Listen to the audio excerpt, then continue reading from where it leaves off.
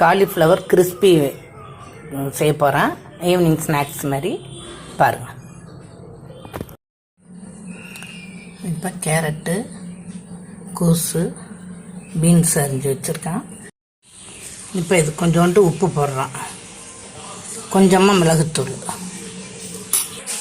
Cornflour மாவு 1 table spoon போடுறோம். அதேமாரி அந்த 1 டேபிள் ஸ்பூனு தண்ணி விடுறோம். இதில் துளியோண்டு மஞ்சத்தூள். இது முட்டை போடாது செஞ்சுருக்கேன், இதையும் செஞ்சு பார்க்கணும். இப்போ பாருங்கள், இதில் கொஞ்சோண்டு எண்ணெய் ஊற்றிருக்கிறேன்.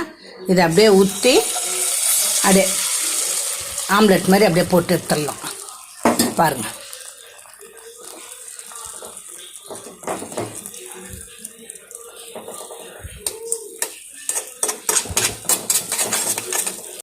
இது ஒரு 5 நிமிஷம் வேக விட்டுறலாம். சிம்மில் வச்சு 5 நிமிஷம் வேக விட்டுறலாம்.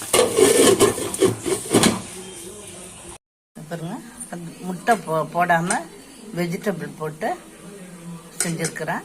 பாருங்கள் எப்படி சூப்பராக இருக்குது பாருங்கள். Cauliflower, carrot, beans, கோஸு.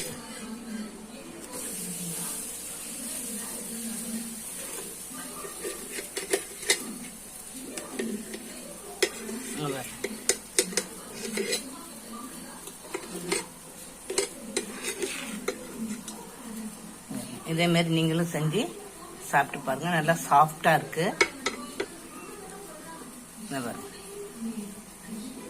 எவ்வளோ சாஃப்டாக இருக்குது பாருங்கள், சுடுது. நீங்கள் இதுமாரி செஞ்சு சாப்பிட்டு பாருங்கள்.